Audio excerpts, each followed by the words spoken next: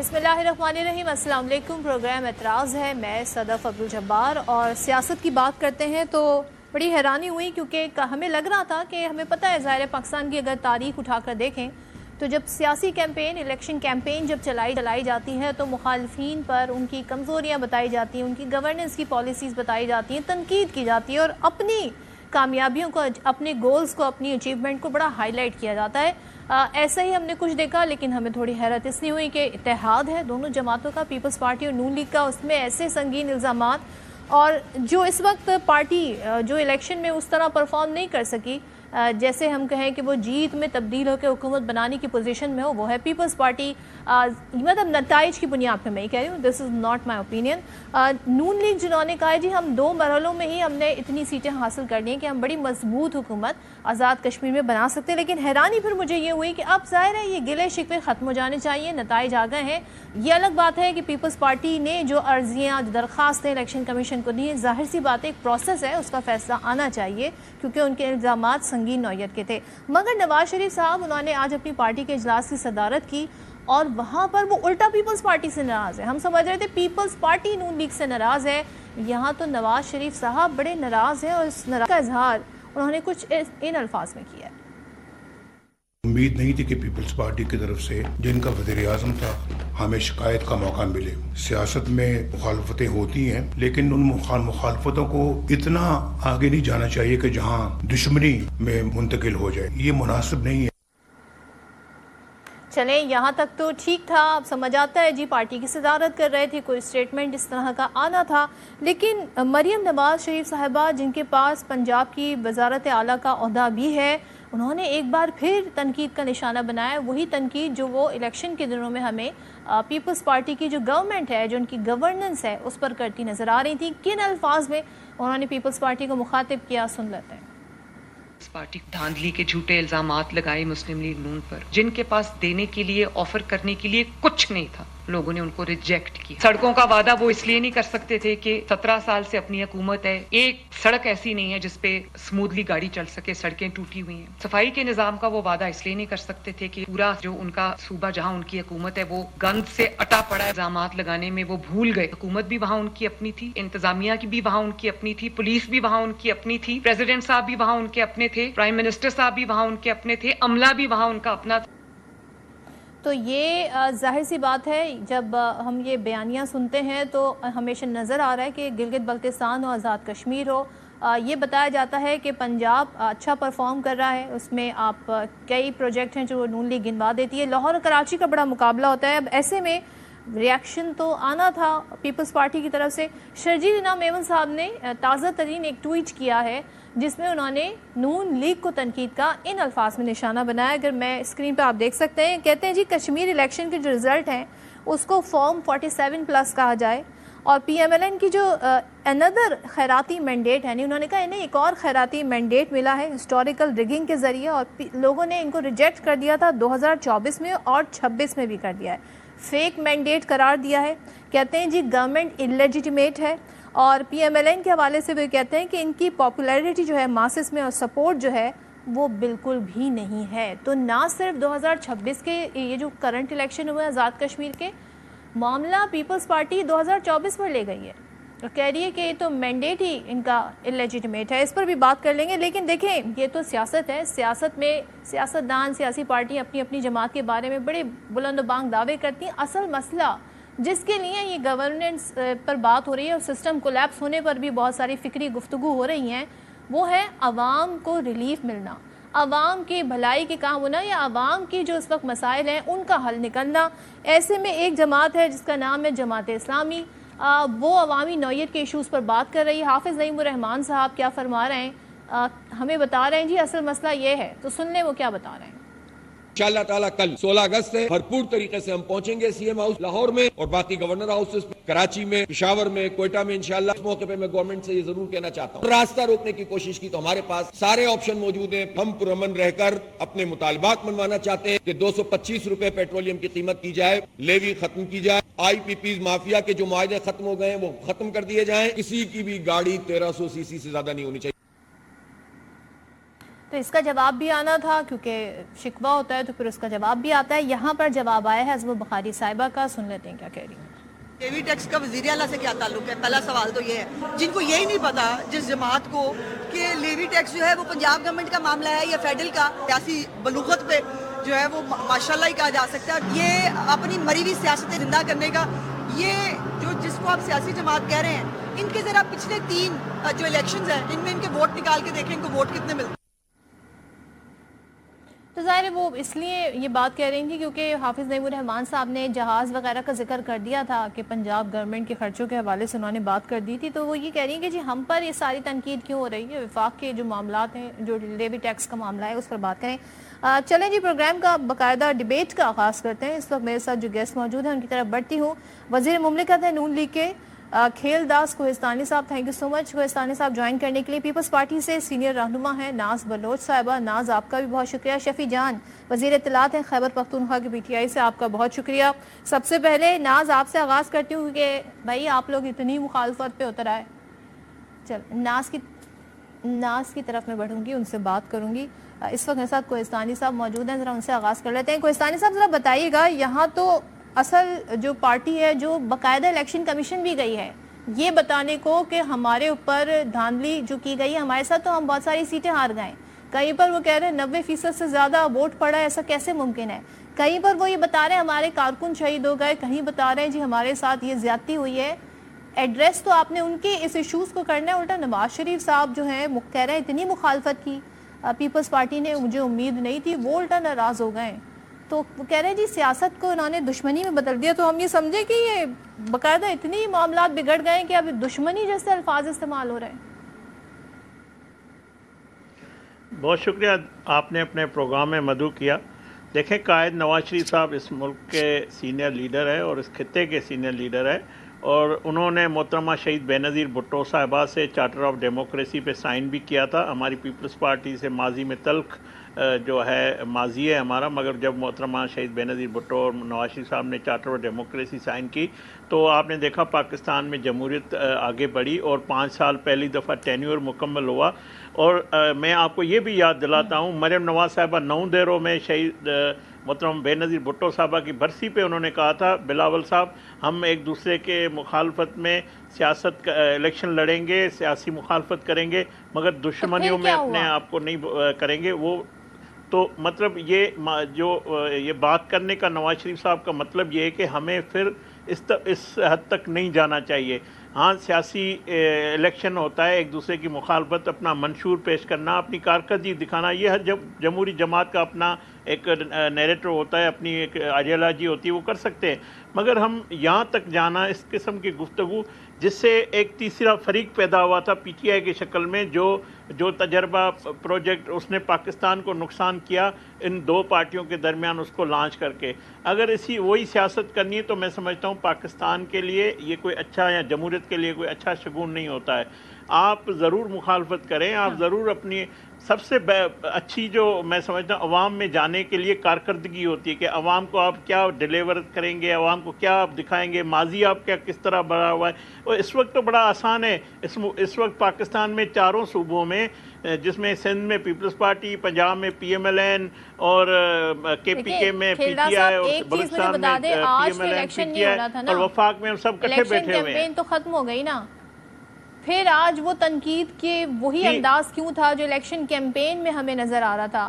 نواز شریف صاحب نے تو چلیں گلہ کیا تو کیا، لیکن مریم صاحبہ نے وہی باتیں گنا دیں جو وہ الیکشن کیمپین کے دوران دہرائی جا رہی تھیں. جس سے پیپلز پارٹی جی ابھی ہے نہیں میرے ساتھ، بات کروں گی میں پیپلز پارٹی کی رہنما کے ساتھ ہوں گی، جس پہ انہیں بڑی کافی زیادہ غصہ بھی ہوتے ہیں وہ لوگ، اور شرجیل صاحب نے تو ٹویٹ بھی کر دی ہے.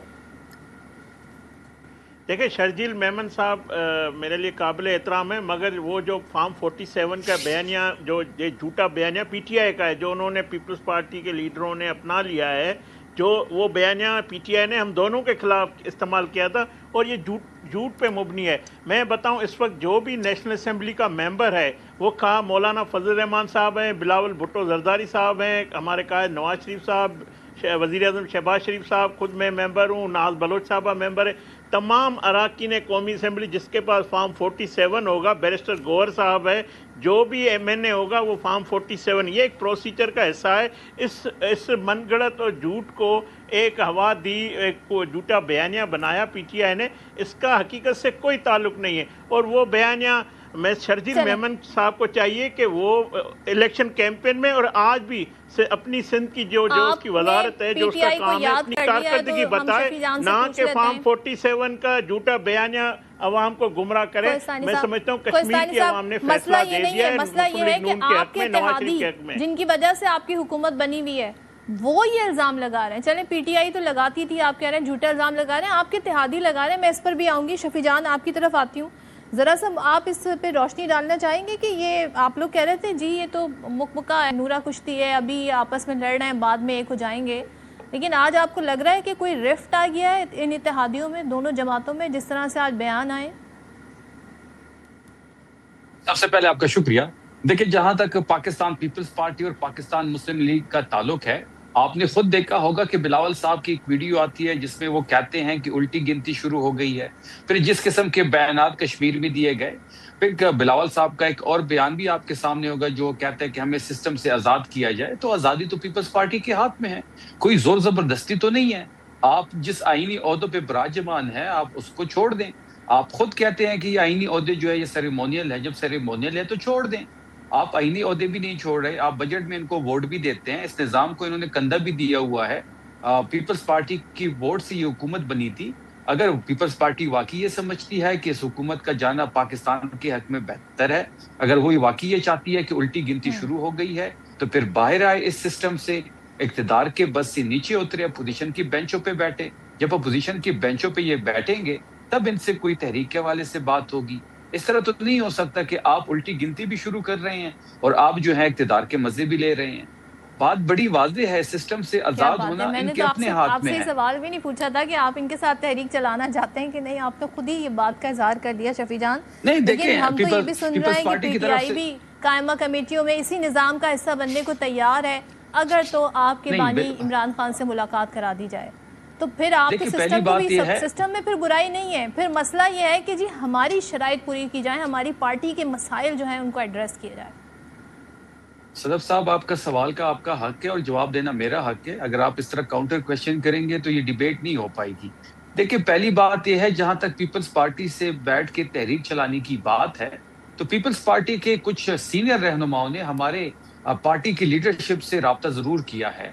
उनके एक सीनियर रहनुमा ने डायरेक्टली कॉल की है। जहां तक तहरीक इंसाफ की बात है, तो तहरीक इंसाफ की कोर कमेटी में भी ये बात डिस्कस हुई है और एक सोच पाई जाती है तहरीक इंसाफ की लीडरशिप के दरमियान कि पीपल्स पार्टी जब इक़्तिदार से बाहर निकलेगी, अपोजिशन के बेंचों पे बैठेगी और अपोजिशन का रोल प्ले करेगी, तो ही तब इनसे तहरीक के हवाले से बात हो सकती है। अगर ये इसी तरह इक़्तिदार का हिस्सा भी हो, आईनी ओहदों पे भी बराजमान हो, इक़्तिदार के बस से नीचे उतरने का दिल भी इनका नहीं कर रहा और बयानबाजी भी कर रहे हैं, तो इस तरह तो बात नहीं हो सकती। जहां तक इस सिस्टम की बात है, देखिए, हम वोट के जरिए आए हैं सदफ साहिबा, हम इनकी तरह कोई फॉर्म 47 लेके इस असम्बली का हिस्सा नहीं बने। इमरान खान साहब का हुक्म था कि कमेटियों से बाहर निकल जाए, हमारे तमाम लोगों ने इस्तीफे दे दिए। अब इस्तीफे ये कबूल करते हैं नहीं कबूल करते, ये एक अलग बहस है। इनमें इतनी हिम्मत होनी चाहिए हमारे लोगों ने। नासिर अब्बास आपको कोट कर रहे हैं शफी जान साहब, इफ यू अलाउ मी अलामा नासिर अब्बास कह रहे हैं मुलाकात करा दें, हम कमेटियों में आ जाएंगे। मैं तो इससे ये रीड कर रही हूँ ना कि निज़ाम से आपको मसला नहीं है, आपके इशू एड्रेस हो जाएं तो इसी सिस्टम को आप सपोर्ट करने को तैयार हैं, जैसे आप फॉर्म 47 की हुकूमत कह रहे हैं। नहीं, देखिए, हम पहली बात यह है कि जो हमारे अरकीन हैं कौमी असम्बली के अंदर, वो वोट के जरिए आए हैं। हम इनकी तरह कोई खैरात में या फॉर्म 47 के जरिए नहीं आए। हमें लोगों ने वोट दिया है, लोगों के बाजू पे हम इस असम्बली का हिस्सा बने हैं, तो हम इस सिस्टम को बेहतर बनाने के लिए अपना रोल प्ले कर रहे हैं। जहां तक आप अलामा साहब को कोट कर रहे हैं, वो बड़े रिस्पेक्टेड हैं। अब सुन लें ना, अब सुन तो लें, अलामा साहब बड़े रिस्पेक्टेड हैं। इमरान खान साहब का ये हुक्म था कि कमेटियों से बाहर निकला जाए, कमेटियों से हम बाहर निकल आए। अब कमेटियों में वापसी की एक ही सूरत है, वो है इमरान खान साहब। अगर इमरान खान साहब हुक्म देते हैं कि कमेटियों में वापस चले जाएं, तो बिल्कुल हम वापस जाएंगे। अगर वो कहेंगे नहीं जाना, तो किसी का बाप किसी सूरत अंदर नहीं जा सकता। بات بڑی واضح ہے. جہاں تک آپ اس سسٹم کی بات کر رہے ہیں, اس سسٹم کو بدلنے کی تو ہم بات کر رہے ہیں. عمران خان صاحب کس چیز کی سزا کاٹ رہے ہیں؟ اچھا عمران خان صاحب پہ تو عمران خان صاحب تو چلیں اسی بات کی سزا کاٹ رہے ہیں کہ وہ مسلم بلاک بنانا چاہتے تھے, اسی بات کی سزا کاٹ رہے ہیں کہ وہ اس سسٹم کو بدلنا چاہتے تھے. آج چلیں تحریک انصاف کیوں میں نشانہ ہے؟ ذرا نشانہ سسٹم میں شامل جو بینیفیشری ان سے بات کر لیں, پھر ایک اور ہیں پیپلز پارٹی, ان کی طرف بڑھ جاتی ہوں. شفیع جان, ناز بلوچ نے جوائن کیا. ناز ذرا بتائیے گا, اب تو کل تک تو یہ تھا جی دوبارہ سے معاملات بہتر ہو جائیں گے, ملاقات بھی ہوئی, ہم نے دیکھا وزیر اعظم اور صدر آصف علی زرداری کی, اور بہت سارے ایشو ڈسکس ہوئے. ظاہر ایک تقاضا بھی تھا بٹ اسٹل ایک اچھا ماحول بن گیا تھا. مگر آج جو بیانات آئے ہیں نواز شریف صاحب کی طرف سے اور مریم نواز صاحبہ کی طرف سے, اس پہ شرجیل صاحب کا تو رد عمل آ گیا ہے. ویسے اوور آل آپ کا کیا کہنا ہے اور پارٹی کا کیا کہنا ہے اس حوالے سے؟ بسم اللہ الرحمن الرحیم. دیکھیں, یہ جو سلسلہ ہے پنجاب حکومت کی جانب سے سندھ حکومت کو کرٹیسائز کرنے کا, مجھے لگتا ہے یہ انسیکیورٹی ہے. اتنی زیادہ انسیکیورٹی ان کو پاکستان پیپلز پارٹی سے ہو گئی ہے کہ کشمیر میں بھی جا کے بجائے کشمیر کی بات کرنے کے اور وہاں کے ایشوز کے ایڈریس کرنے کے, وہاں کے لوگوں کے بنیادی حقوق اور وہاں کے حق حاکمیت کے اوپر بات کرنے کے بجائے وہاں پر بھی سندھ حکومت کے خلاف بات کی گئی. ان کو تو خواب میں بھی پاکستان پیپلز پارٹی اور سندھ حکومت ہی یاد آتا ہے. میرا خیال ہے کہ جو ان کا رویہ ہے, جو ایٹیٹیوڈ ہے, ایک طرف آپ خود کہہ رہی ہیں کہ آپ, یہ ظاہری بات ہے دنیا نے دیکھا وزیر اعظم صاحب جو ہے ان کا رویہ کچھ اور یہاں پہ صوبائی حکومت کا رویہ کچھ اور. تو میرا خیال ہے جو ہیڈ آن ہے کہ ہمارے خلاف نہیں ہے, یہ پیپلز پارٹی کہہ کر یہ اپنی ہی وفاقی حکومت کو ایکچولی کرٹیسائز کرنا چاہ رہے ہیں. یہ اپنی وفاقی حکومت کے خلاف لگ رہے ہیں. جو ان کا ایٹیٹیوڈ ہے, جو ان کا بیہیویئر, دیکھیں ایک طرف ہم اگر اتحادی ہیں, اتحادی ہونا ایک الگ بات ہے, ہماری اپنی ایک آئیڈینٹی ہے, پیپلز پارٹی کی اپنی شناخت ہے, پیپلز پارٹی کی پرنسپل سٹینڈنگ ہے, ویلیوز ہے, پیپلز پارٹی کی قربانیاں ہیں, سٹرگل ہے, جدوجہد ہے. اور میں بار بار یہ بات کہتی ہوں کہ جس پارٹی نے شہید ذوالفقار علی بھٹو کی قربانی دی ہو, جس پارٹی نے شہید محترمہ بینظیر بھٹو کی شہادت دیکھی ہو, جس پارٹی نے اپنے سینکڑوں کارکنوں کی شہادت دیکھی ہو, اس کے ساتھ مقابلہ کرنے کے لیے آپ کو بہت حوصلے کی ضرورت ہے, بہت آپ کو تجربے کی ضرورت ہے. نواز شریف صاحب تو سیدھا سیدھا کہہ رہے ہیں جی مجھے امید نہیں تھی پیپلز پارٹی سے, اور کہ اتنی مخالفت کریں گے, دشمنی میں معاملات تبدیل ہو جائیں گے. آپ کہہ رہی ہیں وہ وزیر اعظم اپنے وفاقی, وہ نام لے کے کہہ رہے ہیں پیپلز پارٹی کا. مریم صاحبہ صوبے کا ذکر کر کے بتا رہی ہیں کہ وہاں کی کوئی ایک سڑک ٹھیک نہیں ہے.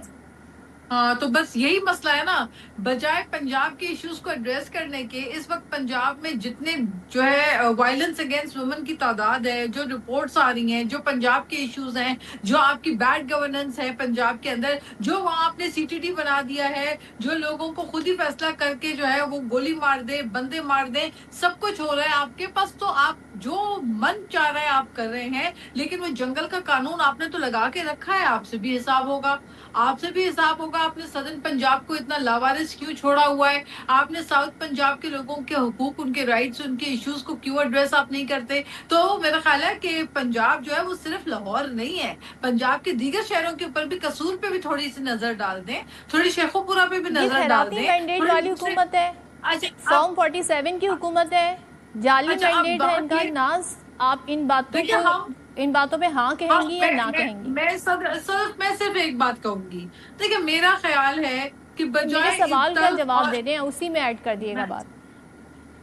میں دیکھیں بالکل میں آپ سے یہ کہہ رہی ہوں نا کہ یہ بات تو حقیقت ہے, اور پاکستان پیپلز پارٹی یہ مانتی ہے کہ یہ کڑوا گھونٹ ہم نے پیا تھا, اس لیے کہ جمہوریت جو ہے اس کو آگے بڑھایا جائے, اور مگر ایک تسلسل پارلیمنٹ کا برقرار رہے. لیکن میں صرف اور صرف ایک معصومانہ طریقے سے ان کو یہ کہنا چاہتی ہوں کہ آپ اتنی تنقید پیپلز پارٹی پہ کرتے ہیں, سندھ حکومت پہ کرتے ہیں, آئیے آنے والے انتخابات میں اپنے لیے کینڈیڈیٹس پہلے تلاش کر لیں, کیونکہ آپ کے پاس تو کینڈیڈیٹس بھی سندھ میں نہیں ہوتے, جیتنا تو بہت دور کی بات ہے. ایک MPA, ایک MNA کا مینڈیٹ, اگر یہ جعلی مینڈیٹ رکھتے ہیں ناز, تو آپ ان کے جعلی مینڈیٹ کو کیوں سپورٹ کر رہے ہیں؟ پھر آج آپ یہ کیوں بتا رہے ہیں جعلی مینڈیٹ ہے فارم 47؟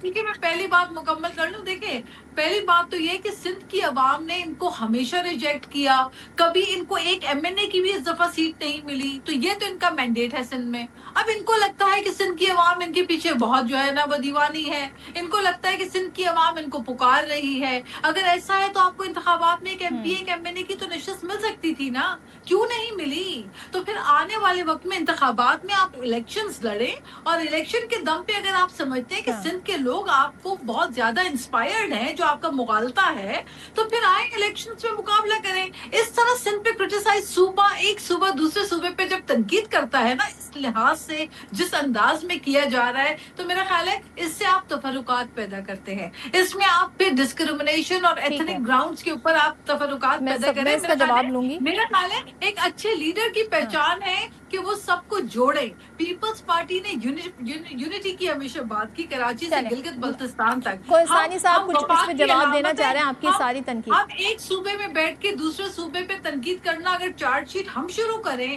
اگر ہمارے وزیر اعلیٰ سندھ بیٹھ کر یہاں پہ روز پریس کانفرنس کر کے اور وہ چارج شیٹ پنجاب کے خلاف صاحب فارم 47 پلس کہہ رہے ہیں، انلیجیٹیمیٹ مینڈیٹ، خیراتی مینڈیٹ کہہ رہے ہیں. کھیردار صاحب یہ آپ کے اتحادی ہیں، پی ٹی آئی کہے تو وہ تو آپ کہہ رہے ہیں جی وہ کہتے ہی رہتے ہیں، مگر یہ تو اتحادی ہیں آپ کے، یہ آپ پہ الزام لگا رہے ہیں. دیکھیں یہ بات شرجیل انعام میمن صاحب اور پیپلز پارٹی کے باقی لیڈران الیکشن کیمپین کے دوران اور یہاں پہ بھی بات کرتے رہے کئی مہینوں سے، مگر کشمیر کی عوام نے ان کو مسترد کیا اس بیانیے کو جو پی ٹی آئی کا بیانیہ ہے، اور ان کی کارکردگی نہیں تھی. اور میں سمجھتا ہوں چیئرمین بلاول بھٹو زرداری صاحب ایک اچھے سیاستدان ہے، ایک پارٹی کے چیئرمین ہیں، مگر وہ کشمیر میں ایک اپنا نیریٹو نہیں دے سکے، کوئی پروگرام نہیں دے سکے. تو اگر عوام نے ان کو مسترد کیا ہے کچھ بڑا دل کر کے، جس طرح ہم نے جی بی میں ہمارے وزیر اعظم شہباز شریف صاحب نے ان کے مینڈیٹ کا احترام کیا اور ان کو مبارکباد دی، ہمیں مبارکباد دے، اور ہمیں امید ہے کہ جو بننے والی حکومت ہے اس میں اپنا اپوزیشن کا جو ان کا کردار ہے وہ ادا کرے، اور مل جل کر آزاد کشمیر کے ترقی اور خوشحالی کے لیے جو مسلم لیگ نون کا پروگرام ہے ہمارے ساتھ، جس طرح یہ مرکز میں بیٹھے ہوئے ہیں وہاں پہ بھی بیٹھ کے میں سمجھتا ہوں اچھی تجاویز دے سکتے ہیں، اچھی اپوزیشن کر سکتے ہیں، اپنا سیاسی رول ادا کر سکتے ہیں، تاکہ وہاں کی محرومیوں کو دور کیا جائے. جو مینڈیٹ کشمیر کے عوام نے پی ایم ایل این کو قائد نواز شریف صاحب کو دیا ہے، وزیر اعلیٰ مریم نواز صاحبہ کی کارکردگی کو مینڈیٹ دیا ہے، ہم اس پہ پورا اتریں گے. آج بھی آپ نے جو دیکھا ہماری نواز شریف صاحب کی قیادت میں جو اجلاس ہوا، اس میں اسی نے یہی بات کی کہ جو ہمارا منشور ہے، جو ہم نے وعدے کیے اس کو پورے کرنے. تو یہ ہے کارکردگی مسلم لیگ نون کی جو ہم آزاد کشمیر میں پورا کرنے جا رہے ہیں، اور انشاءاللہ وہاں پہ وہی سفر جو ترقی کا رکا تھا اس کو دوبارہ اس سے ترقی پہ لے کے جائیں گے. وہاں کے مسائل حل کریں گے، وہاں پہ اچھی سڑکیں، اچھی اسپتالیں اور جو ان کا حق ہے ان کو دیں گے، وہاں سے محرومیوں کو دور کریں گے. اور میں سمجھتا ہوں یہ وقت چاروں صوبوں کی صوبائی حکومتیں وہ اپنا رول ادا کرے اور عوام کو ڈیلیور کرے. پاکستان کی عوام مسلم لیگ نون پہ جو ہے وہ اعتماد کرتی ہے. آپ دیکھیں جشن آزادی جس طرح لاکھوں لوگ پنجاب میں، لاہور میں نکلے ہیں، اسلام آباد میں نکلے ہیں، پورے پاکستان میں سیلیبریٹ کی گئی کراچی میں. تو یہ اعتماد ہے اس حکومت پہ، عوام پہ، جو جشن آزادی کی اور دفاعی کامیابیوں کو سیلیبریٹ کیا ہے. تو ہم سب سیاسی جماعتیں اس کو سیلیبریٹ کریں. سب نے حب الوطنی سے سیلیبریٹ کیا ہے پورے ملک میں. شفیع جان صاحب مجھے بتائیے گا، ایک جماعت ہے جماعت اسلامی، اب اس وقت ہم اگر دیکھیں سیاسی منظرنامے تو صرف عوام کے ایشو پر وہی بات کرتے نظر آ رہے ہیں. وہ حکومت جو لیوی لے رہی ہے ٹیکس پر، اس پر بات کر رہے ہیں، پھر وہ کہہ رہے ہیں جی اتنا کر دیں، پیٹرول کی پرائس 225 کر دیں. آپ لوگ اپنے مسائل، سیاسی مسائل ہیں آپ کے، وہ حل کرنا چاہ رہے ہیں، لیکن جب بات آتی ہے کہ بھائی آپس میں کوارڈینیشن بھی کرنی ہے، وفاق کے ساتھ آپ نے چلنا ہے. خبر ایک ہے، آپ اس کی تصدیق تردید کر دیے گا کہ بھئی عمران خان سے ملاقات نہ کرانے پر کے پی نے وفاق کی ہدایت پر 6.4 ارب روپے دینے سے انکار کر دیا. مجھے بتائیے گا، یہ تو خالصتاً گورننس کے معاملات ہیں نا، آپ کی سیاست، آپ کے قائد کی قید جو ہے وہ ایک الگ ایشو ہے، تو یہ تو چلتے رہنے چاہیے معاملات. اس خبر کی تصدیق کریں گے کہ نہیں؟ صدف صاحبہ شاید آپ کی معلومات کی تھوڑی کمی ہے. دیکھیں یہ اضافی پیسے جو ہیں یہ صوبوں سے مانگے جا رہے تھے، اور ہم نے ڈے 1 سے یہ سٹانس اختیار کیا تھا کہ ہم کسی قسم کے بھی کوئی اضافی پیسے جو ہیں وہ فیڈرل حکومت کو نہیں دیں گے. ہم نے تب بھی یہ بات کی تھی کہ یہ بہت بڑا فیصلہ ہے، یہ فیصلہ عمران خان صاحب سے ملاقات جب تک نہیں ہوتی ہم نہیں لے سکتے. NEC کے اجلاس میں بھی اس پہ بات ہوئی تھی, اور دیگر جو پلیٹ فارم میں جب بھی اس چیز کا ذکر ہوا ہے, CM آفریدی صاحب نے بڑا کلیئر اپنا موقف اختیار کیا ہے کہ جب عمران خان صاحب سے ملاقات ہوگی میں یہ معاملہ عمران خان صاحب کے سامنے رکھوں گا. اگر وہ کہتے ہیں کہ آپ یہ اضافی پیسے فیڈرل حکومت کو دے دیں تو ہم دے دیں گے, اگر وہ کہتے ہیں کہ نہیں دینے تو کسی پھر وہ صورت ہم اضافی نہیں نہیں دیں رہیں گے. گے, میری معلومات میں اضافہ کر دیں, پھر وہ اضافی نہیں رہیں گے اگر وہ ہاں کہہ دیں. اور اگر وہ کہہ دیں جی آپ اس نظام کا حصہ بن جائیں اور آپ قائمہ کمیٹیوں میں چلے جائیں تو وہ اصول بھی وہاں پر ختم ہو جائیں گے, تو پھر اصول کی سیاست کہاں گئی شفیع جان صاحب؟ دیکھیں پہلی بات یہ ہے کہ یہ اضافی پیسے مانگے کیوں جا رہے ہیں. اگر تحریک انصاف نے یا CM آفریدی صاحب نے, دیکھیں جب بھی اس قسم کے فیصلے آتے ہیں, کیا نون لیگ جو ہے وہ نواز شریف سے کنسلٹ نہیں کرتی, کیا پیپلز پارٹی زرداری سے کنسلٹ نہیں کرتی, تو پھر عمران خان کے ٹائم پہ ملاقات کو کیوں روکا گیا؟ دیکھیں اگر اضافی پیسے ان کو چاہیے, اب یہ ایک اور غیر آئینی غیر قانونی اقدام کر رہے ہیں. دیکھیں ہم نے شروع میں کہا کہ ہم پیسے نہیں دیں گے, کچھ لوگوں نے ہمارے خلاف پروپیگیٹ کیا, کچھ بھی لوگرز نے اس کو پروپیگیٹ کیا کہ خیبر پختونخوا نے حامی بھر لی ہے, جبکہ ہم کہہ رہے تھے کہ ہم نے حامی نہیں بھری. اب جب یہ جولائی میں انہوں نے ہمیں قسط دینی تھی تو انہوں نے AGPR کو لیٹر لکھا, اور لیٹر میں یہ موقف اختیار کیا گیا کہ خیبر پختونخوا سے یہ کٹوتی کی جائے. اگر یہ کٹوتی ہوتی ہے تو ہم ہر ایک فورم پہ جائیں گے, ہم ہر فورم پہ اس کو چیلنج کریں گے, ہم احتجاج بھی کریں گے. دیکھیں یہ غیر قانونی اور غیر آئینی اقدام یہ کرنے جا رہے ہیں. اب جہاں تک آپ بات کر رہے ہیں کہ عمران خان صاحب سے اگر وہ حامی بھر لیں تو کیا یہ ٹھیک ہو جائے گا؟ دیکھیں بات بڑی واضح ہے کہ غیر قانونی غیر آئینی نہیں رہیں گے پھر یہ. جی دیکھیں آپ چیزوں کو سمجھ ہی نہیں رہے. دیکھیں فیڈرل پیسے کیسے کاٹ سکتا ہے؟ آئینی طور پہ قانونی طور پہ فیڈرل جو ہے پیسے جو ہے وہ صوبوں کو منتقل کرتے ہیں. اگر کسی صوبے نے اس پہ حامی بری ہے تو صوبہ اس کو واپس پیسے ٹرانسفر کر لیتا ہے. پیسے تو ہمیں ٹرانسفر ہوئے نہیں ہیں, یہ پہلے سے کٹوتی کر رہے ہیں, تو یہ غیر آئینی غیر قانونی ہے. عمران خان صاحب سے جب ملاقات ہوگی, عمران خان صاحب کا مینڈیٹ ہے, لوگوں نے ووٹ عمران خان کو دیا ہے, یہاں پہ حکومت عمران خان صاحب کی وجہ سے قائم ہے. عمران خان صاحب ہمارے لیڈر ہیں, اگر وہ حامی بھرتے ہیں تو بالکل ہم پیسے دیں گے, اگر وہ حامی نہیں بھرتے تو ہم کسی صورت نہیں دیں گے. اب یہاں پہ جمہوری پارٹیاں جو ہوتی ہیں نا, جن کی پارٹیوں میں الیکشن بھی ہو, جیسے کہ ہمارا آئین کہتا ہے, اس میں تو ایک شخص کی رائے نہیں ہوتی, مشاورت سے فیصلے ہوتے ہیں. تو خیر آپ نے میری غلط فہمی جو ہے اس کو کلیئر کر دیا. صدف صاحب شاید آپ بھی پاکستان میں نہیں رہتی, آپ کس جمہوریت کی بات کر رہے ہیں اور کس آئین کی بات کر رہے ہیں جو اس وقت معطل ہے؟ دیکھیں ابھی کوہستانی صاحب نے بات کی کہ یہاں پہ آپ نے دیکھا ہوگا کہ 13 اگست کی رات کو اسلام آباد میں ایک ایونٹ منعقد ہوا جس میں تمام سربراہان موجود تھے, جہاں پہ CM پنجاب موجود تھی, لیکن وہاں پہ کسی اور CM کو دعوت نہیں دی گئی. اس سے کچھ فاصلے پہ CM آفریدی صاحب موجود تھے جو ایک ریلی کو لیڈ کر رہے تھے, جو ایک پروٹیسٹ ریکارڈ کر رہے تھے. ایک CM کو جو ہے وہ پروٹوکول دیا جا رہا تھا اور خیبر پختونخوا کی CM کی گاڑی کو ڈی چوک میں توڑا جا رہا تھا. آپ لوگ کہہ رہے ہیں کہ آفیشل کوئی دعوت نامہ نہیں آیا؟ کوئی دعوت نہیں دی گئی. اگر یہ دعوت دیتی بھی تو شاید تحریک انصاف اس کا حصہ نہ بنتے یا CM آفریدی صاحب وہاں پہ نہ جاتے, لیکن ان کی طرف سے کوئی دعوت نہیں دی گئی. وہاں پہ CM پنجاب کو بلایا گیا.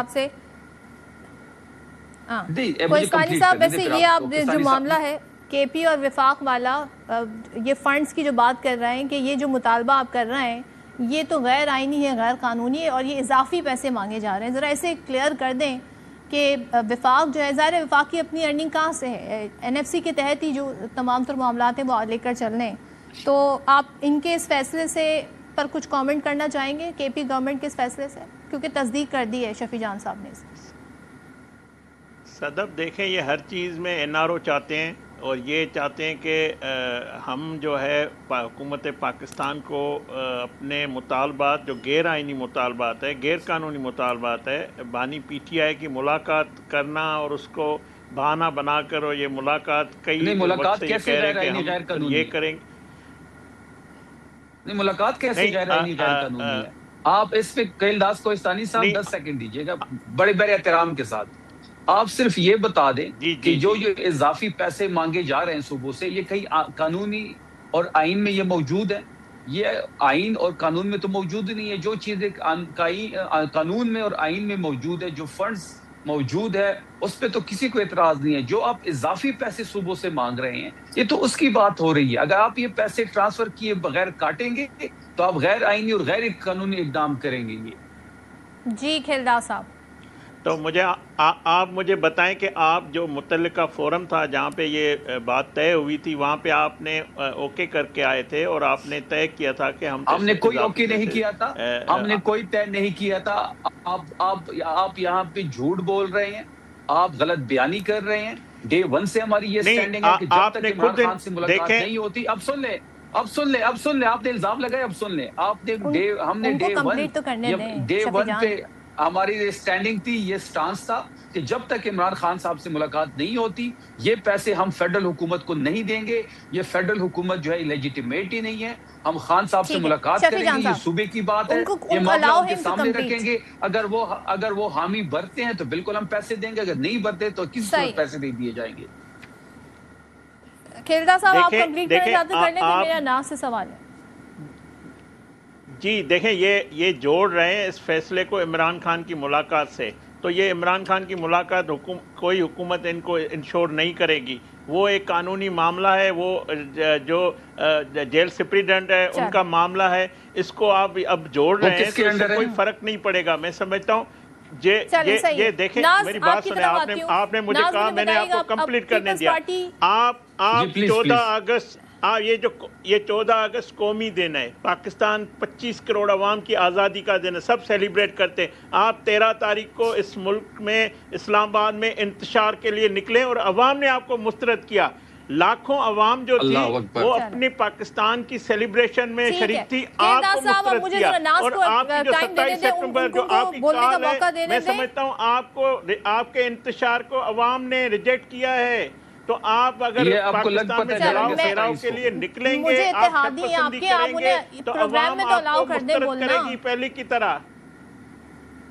کھیلدار صاحب اپنے اتحادیوں کو تو بولنے دیں. وہ تو آپ نے شفیع جان صاحب سے کر لیا مکالمہ، ذرا ادھر بھی بات کر لیں. ناز آپ کچھ ایڈ کرنا چاہیں گی آخر میں؟ آپ پیپلز پارٹی کیا پالیسی رکھے گی ٹورڈز نون لیگ اور وفاقی حکومت؟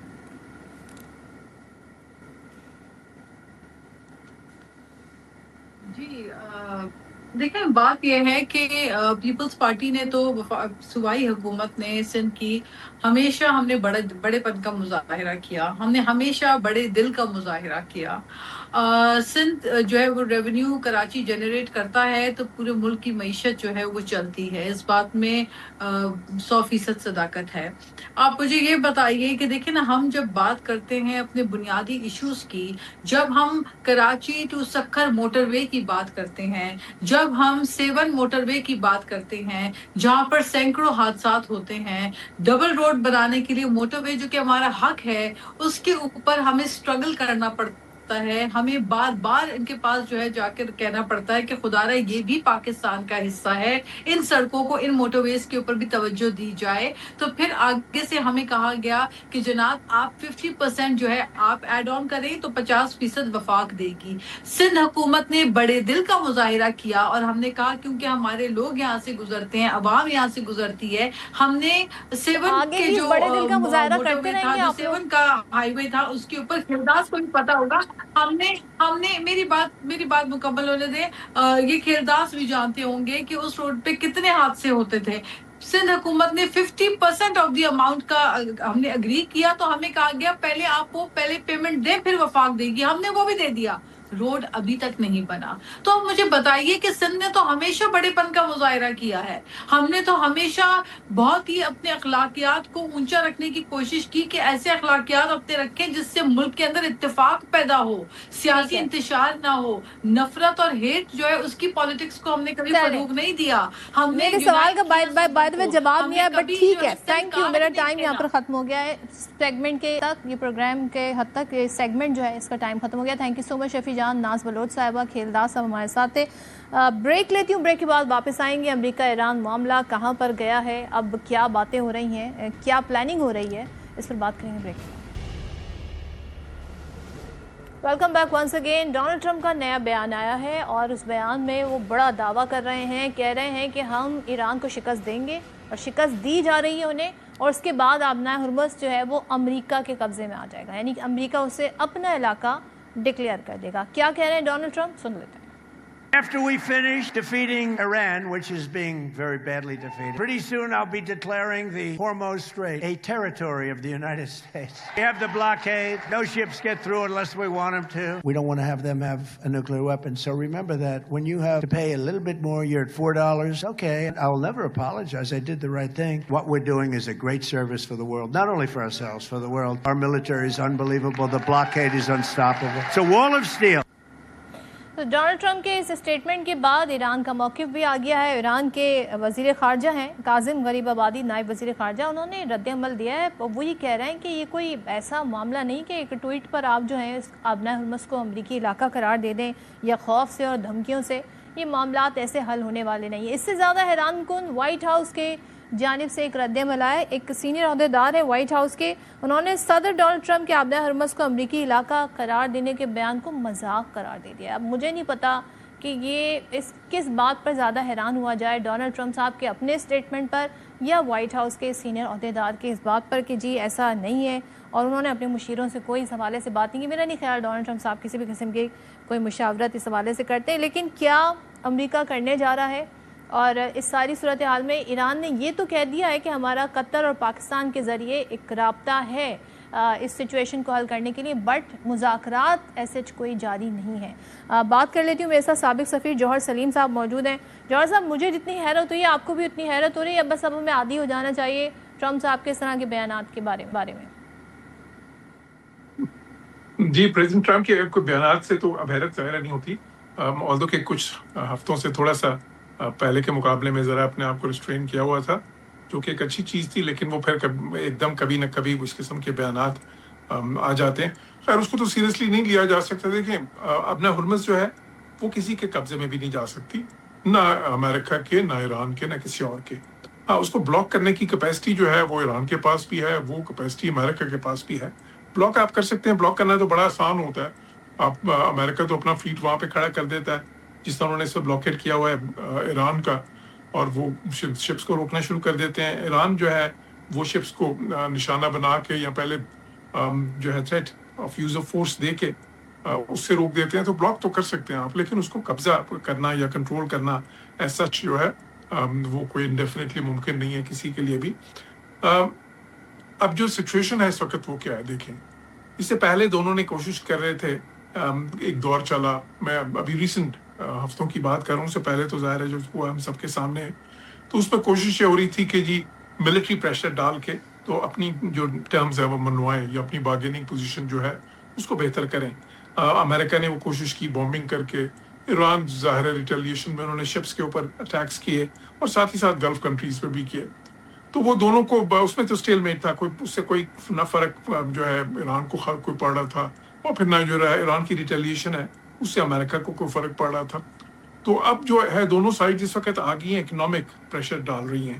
امریکنز نے بلاکیٹ کر کے، کیونکہ ایران کی ایکسپورٹس سے ایک دم بہت نیچے چلی گئی ہیں تیل کی. ابھی بھی خیر وہ کچھ نہ کچھ ان کے پاس ہے، مینس ہیں تھوڑے بہت، وہ لینڈ کے ذریعے یا تھوڑی بہت ایویژن کر لیتے ہیں، لیکن بہت بڑی حد تک وہ جو ہے انہوں نے بلاک کر دیا ان کی ایکسپورٹس آئل کی. دوسری طرف ایران نے بھی اپنے ہرمز کو بلاک کر دیا، تو وہاں سے بھی ظاہر ہے کہ کوئی ٹریفک نہیں گزر رہی. جو پہلے گزر رہی تھی وہ بالکل ہی اس وقت جو ہے رک گئی ہے ساری. تو اب دیکھنا کوشش، دونوں کی کوشش یہ ہے کہ جی اچھا جی دوسرا بلنک کرے. لیکن جو حقیقت ہے وہ یہ کہ دیکھیں ٹرمپ کو اتنا زیادہ فرق نہیں پڑتا اس سے. امریکہ تو خود نیٹ ایکسپورٹر ہے تیل، بلکہ دنیا میں سب سے بڑا ایکسپورٹر تیل کا وہ ہے، سب سے زیادہ پروڈکشن بھی ادھر ہی ہے. جو باقی تو جو دوسرے ممالک ہیں ان سے جے ڈی وینس کا یہ بیان بھی ہمیں نہیں بھولنا چاہیے، جس میں وہ کہہ رہے ہیں ہم چاہتے ہیں امریکہ میں آئل پرائز جو ہیں وہ کم سے کم سطح پر رہیں، اور ساتھ میں وہ کہہ رہے ہیں ہم یہ نہیں چاہتے کہ جوہری ہتھیار حاصل کر لے ایران، بٹ اپنے ملک کے حوالے سے ان کا کنسرن میں پہلی بار دیکھ رہی ہوں جس کا اظہار جے ڈی وینس کر رہے ہیں. جی بالکل، دیکھیں ظاہر ہے کہ وہ نہیں چاہیں گے کہ بہت ہی اوپر چلی جائیں ان کے، کیونکہ دیکھیں فائدہ ہو رہا ہے آئل کمپنیز کو. امریکہ ویسے تو وہ امپورٹ نہیں کرتے، تو برینٹ کروڈ کی پرائس سے ان کو فرق نہیں پڑنا چاہیے، لیکن کیونکہ وہاں پہ تو ظاہر ہے سارا پرائیویٹ سیکٹر اوپن ہے بالکل، تو جو برینٹ کروڈ کی پرائس ہے اس کے حساب سے وہ قیمتیں بڑھا دیتے ہیں. دوسری طرف جو باقی ملکوں کو فرق پڑ رہا ہے اس میں بھی اتنا زیادہ نہیں ہوا جتنا کہ ایران ایکسپیکٹ کر رہا تھا کہ قیمتیں 120 پہ 150 تک چلی جائیں. تو ابھی بھی دیکھیں کوئی $88 फी बैरल के हिसाब से है इस वक्त कीमत। जब ये जंग शुरू हुई थी तो उस वक्त कोई 70 के करीब थी इस कॉन्फ्लिक्ट से पहले। तो वो कीमतें बिल्कुल बढ़ी हैं, लेकिन उतनी बड़ी नहीं है जितनी कि ईरान की एक्सपेक्टेशन थी, क्योंकि बहुत से मुल्कों के पास रिजर्व्स हैं, जिस तरह अभी अमेरिका के पास स्ट्रेटेजिक रिजर्व्स हैं, चीन के पास हैं, जापान के पास हैं, वो इस्तेमाल कर रहे हैं और अभी भी उनको खासी तादाद उनके पास इस वक्त भी वो रिजर्व्स खासे पड़े हैं। पिछले दिनों मेरी जापानी सफीर से बात हो रही थी तो वो कह रहे थे कि हमें तो कोई फर्क नहीं पड़ा, अभी हमारे रिजर्व्स तो महीनों और चल सकते हैं। अच्छा। यही सिचुएशन चीन में भी है। तो अच्छा, अब देखें ईरान में तो वो वाला प्रेशर उतना नहीं चला जितना कि ईरान समझ रहा था। दूसरी तरफ जो अमेरिका ने प्रेशर जनरेट किया है ईरान पे, वो भी उस तरह से नहीं उनको अभी तक हर्ट किया जिसकी वो एक्सपेक्टेशन कर रहे थे। तो इसलिए स्टेलमेट आपको ये नजर आ रहा है। लेकिन अगर अब आने वाले हफ्तों में क्या होगा, देखिए इस वक्त जो है ना दोनों मैक्सिमलिस्ट पोजीशंस है ना। ईरान की है कि जी आप जो हम ओमान के साथ ये तय करते हैं, हम जो इंटरम पीरियड है उसकी वो बात करते हैं, उसमें भी एक उन्होंने ठीक है एक मोडस ऑपरेंडाई जो तय किया है कि जिसमें मैं समझता हूँ ईरान को टर्म्स बेहतर मिली हैं ओमान के साथ भी, कि उसमें यह है कि जी एक साइड से जब एंट्री होगी शिप्स की तो वो ईरान की मर्जी से होगी और फिर जो एग्जिट होगा वो ओमान की मर्जी से होगा। लेकिन जब एग्जिट होगा तो वो इन्फॉर्म करेंगे ईरान को। इस किस्म का एक मैकेनिज्म है जो उन्होंने एग्री किया। लेकिन साथ ही साथ ईरान ये कहता है कि वो मैकेनिज्म हमने एग्री बेशक कर लें, लेकिन बट जब तक अमेरिका हमारी सारी टर्म्स नहीं मानेगा, सैंक्शंस रिलीफ नहीं देगा, ब्लॉकेट नहीं हटाएगा, एसेट्स अनफ्रीज नहीं करेगा, बाकी शराइत नहीं मानेगा, वो $300 अरब की जो बात है उसको पूरा करे, तो फिर हम ये जो है ना इसका ब्लॉकेट खत्म करेंगे जिसको ब्लॉक हमने किया हुआ है। तो दूसरी तरफ अमेरिका कहता है कि नहीं, सबसे पहले आप अपने हुर्मुज़ को खोलें, फिर बाकी चीज़ों पे बात होगी। अब ये सीक्वेंसिंग का मसला है ना उसमें जब तो अब इसका हल तो ये है कि दोनों साइड्स कहें कि जी ठीक है हम साइमल्टेनियसली कुछ एक्शन करते हैं, कि इकट्ठे कुछ एक्शन करते हैं। पहले आप लिमिटेड हद तक उसको अपना हुर्मुज़ को खोलें, इस तरह अमेरिका के कि जी हम लिमिटेड हद तक जो है ना आपका वो ब्लॉकेट हटाते हैं और फिर रास्ता इधर से आगे बढ़ते हैं ना स्टेप बाय स्टेप।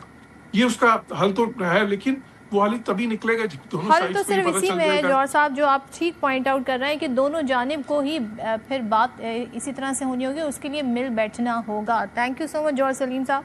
और ज़ाहिर है एक तरफ अमेरिका कह रहा है कि हम इकोनॉमिक फ्यूरी अब लॉन्च करने वाले हैं अगेंस्ट ईरान, दूसरी जानिब आप देखें डोनाल्ड ट्रंप साहब के बयानात में ही किस तरह के तजाद पाए जाते हैं, ख़ुद वाइट हाउस इसका तरदीद करता नज़र आ रहा है। बहरहाल हल यही है कि दोनों कंट्रीज़ ने मिल बैठना है। Second round of talks, third round of talks, ये सारे सिलसिले जारी रहेंगे, फिर किसी नतीजे पर निकला जाएगा। वरना तो ठीक है जापान को फ़र्क नहीं पड़ता होगा, अमेरिका को फ़र्क नहीं पड़ता होगा, लेकिन दुनिया के बहुत सारे ममालिक ऐसे हैं जहाँ पर मईशत इस वक्त जो है वो इस सारी सूरत हाल से बुरी तरह से बर्दाश्तमा है, जो ऑयल प्राइस की वजह से झेलनी पड़ रही है। तो यहाँ पर देखते हैं जी इस मसले का हल क्या निकलता है। ब्रेक के बाद जब वापस आऊँगी तो बात करूँगी अफगान तालिबान रजीम के 5 साल पूरे हो गए हैं। 5 सालों के हवाले से रिपोर्ट्स जो आई हैं मुख्तलिफ दुनिया भर के आलमी इदारों की, वो ये बताती हैं कि 5 साल स्याह तरीन दौर रहा है अफगानिस्तान में। इस ब्रेक के बाद इस हवाले से रोशनी डालेंगे। Welcome back once again. और जिस तरीके से अमेरिका अफगानिस्तान से गया था और फिर वहाँ पर एक वैक्यूम था और उस दौरान हमने देखा उससे पहले मुज़ाकरात हुए, बड़ा मशहूर मारूफ दोहा मुआहदा हुआ। उसके बाद जो अफगान तालिबान है उनकी रजीम वहाँ पर आई और उसके बाद हमने देखा बहुत सारे वादे वईद करके ये अफगान तालिबान आए थे कि इस बार हम ये करेंगे। ख़ास तौर पे उनसे गारंटी ली गई थी इन बातों की कि भाई आप तालीम, ख़वातीन को तालीम से नहीं रोकेंगे, उनको रोज़गार से महरूम नहीं करेंगे। इसी तरीके से बहुत सारी ऐसे इशूज़ रहे माजी में, उनको भी एड्रेस किया गया था। लेकिन अब 5 साल मुकम्मल हो गए। अगर हम पूरे उसका जायज़ा लें तो ये आलमी जरीदे क्या रिपोर्ट कर रहे हैं, ये मैं आपको 1 बाय 1 करके सारी सूरत हाल बताती हूँ। तो ये तकरीबन जी 15 अगस्त 2026 आज की तारीख की अगर हम बात करें तो अफगान तालिबान को उनके कब्ज़े को 5 साल अफगानिस्तान में मुकम्मल हो गए हैं। ये निज़ दिहाई अफगान अवाम और बाकी दुनिया के लिए एक तवील और भयानक अलमिया की दास्तान है। 5 सालों के दौरान तालिबान की गैर नुमाइंदा हुकूमत की सख्त गिर पॉलिसीज़ रहीं, माशी बदहाली, मनशियात की स्मगलिंग और शिद्दत पसंदी के नज़रियात जो है उसको सरपरस्ती उसको दी गई और एक संगीन इंसानी बहरान में पूरे मुआशरे को धकेल दिया गया। तालिबान रजीम ना तो किसी जमहूरी अमल के तहत वजूद में आई, ना ही उसने 2020 में तय पाने वाले दोहा एग्रीमेंट की पासदारी की। बार बार हम देख रहे हैं कि खिलाफ वर्जी की जाती रही है। اس کے ثبوت یہ ہیں کہ اگست اور اکتوبر 2021 کے درمیان سابق افغان سیکیورٹی فورسز کے 100 سے زائد اہلکاروں کو انتقامی کارروائیوں کے بعد قتل کیا گیا۔ نیو یارک ٹائمز کی اپریل کی 2022 کی رپورٹ ہے، بلکہ ایک دستاویزی فلم ہے۔ اس کے مطابق ابتدائی 6 ماہ کے دوران طالبان نے سابق افغان سیکیورٹی فورسز اور سرکاری اہلکاروں کے تقریباً 490 افراد کو قتل یا جبری طور پر غائب کر دیا۔ اسی طرح سے ہم دیکھ رہے ہیں کہ خواتین کے حوالے سے بہت سارے معاملات ہیں جس پر رپورٹس آئی ہیں۔ خواتین کے بیشتر سرکاری دفاتر اقوام متحدہ، غیر ملکی و مقامی غیر سرکاری تنظیموں جس میں NGOs بھی ہیں، اس میں اہم شعبوں میں ان پر کام کرنے پر پابندی لگا دی گئی۔ 2023 کے دوران جو اقدامات کیے گئے اس میں ہم نے سختی دیکھی۔ 63 خواتین کو جنہیں متحدہ عرب امارات اور دیگر کنٹریز میں جابز مل رہی تھیں وہاں جانے سے روک دیا گیا۔ بیوٹی سیلونز کی بندش سے 60,000 خواتین روزگار سے محروم ہوئی، اور اپنے حقوق کے لیے سڑکوں پر نکلنے والی خواتین پر تشدد بھی ہم نے دیکھا کہ کیا گیا۔ اقوام متحدہ کی جو تحت جو امدادی منصوبے ہیں، 2023 کی رپورٹ یہ بتاتی ہے کہ 40 لاکھ سے زائد افراد شدید غذائی قلت کا شکار رہے افغانستان میں، جس میں 8,40,000 جو ہے وہ خواتین ہیں، حاملہ خواتین اور مدر فیڈ جو ہیں وہ بچوں کو نہیں مل سکی، اور 30 لاکھ سے زائد بچے ہم دیکھ رہے ہیں، جبکہ 60 لاکھ سے زائد افراد جو ہیں وہ قحط کے دہانے پر پہنچنے کا خدشہ پیدا ہوا۔ اس کے ساتھ ہی UN کی جو ذیلی ادارہ ہے UN ویمن، اس کی حالیہ رپورٹ یہ بتاتی ہے کہ افغان طالبان کی تعلیم اور روزگار پر پابندیوں کے باعث تقریباً 2030 کے اگر اندازے لگائیں تو 25,000 سے زائد خواتین اور اساتذہ جو ہے اور طبی کارکن جو ہیں ان کی محرومی کا خدشہ ہے۔ عالمی جریدہ کے مطابق یہ بھی بتایا جا رہا ہے کہ افغان طالبان رجیم نے تقریباً 80% خواتین صحافیوں کو جبری طور پر ملک چھوڑنے پر مجبور کیا، اور یہ بھی ساتھ میں بتایا جا رہا ہے کہ اقوام متحدہ کے دفتر برائے منشیات و جرائم کے مطابق 2021 کے بعد سے افغانستان سے باہر بھیجنے والی مصنوعی منشیات کی جو اسمگلنگ ہے اس میں تاریخی اضافہ ہوا ہے، جس میں روایتی طور پر افیون کے ساتھ ساتھ آئس ہے، اس کی تیاری اسمگلنگ میں سنسنی خیز اضافہ دیکھنے میں آیا ہے۔ 2020 کے دوحہ معاہدے کی خلاف ورزی کرتے ہوئے اب بھی متعدد کالعدم تنظیموں کی میزبانی افغانستان کر رہا ہے۔ اقوام متحدہ کی مانیٹرنگ ٹیم نے اپنی متعدد رپورٹس میں اس بات کا ذکر کیا ہے کہ تحریک طالبان پاکستان TTP افغانستان میں 6,000 سے 6,500 جنگجوؤں کی تعداد کے ساتھ سب سے بڑا دہشت گرد گروہ بن گیا ہے، جسے افغان طالبان کی حکومت جس کی سرپرستی کرتی ہے، اور ساتھ ہی دیکھ رہے ہیں کہ جو مختلف وہاں پر فیکشنز ہیں ان کو بڑے آزادانہ طریقے سے افغانستان سے حملہ کرنے کی آزادی حاصل ہے۔ رپورٹ کے مطابق غیر ملکی جو اب وہاں پر موجود رہے ان کو چھوڑنے پر مجبور کیا گیا ملک میں، اور جدید ترین اسلحہ ابھی TTP کے ہاتھ لگا جو امریکہ چھوڑ کے گیا، جس سے پاکستان کی سرحد پر حملوں کی جو صلاحیت ہے اس میں افغانستان کی صلاحیت میں اضافہ ہوا، اور ہم نے دیکھا کس طریقے سے اسٹیٹ اسپانسر ٹیررزم کا سلسلہ افغانستان سے جاری ہے۔ تو یہ ہے 5 سال افغان طالبان رجیم کے، جو میں کوئی اور آپ نہیں کہہ رہے، یہ رپورٹس ہی بتا رہی ہیں۔ تو دیکھتے ہیں جی آگے آنے والے دنوں میں کیا ہوتا ہے۔ اسی کے ساتھ آپ سے اجازت چاہوں گی، اللہ حافظ۔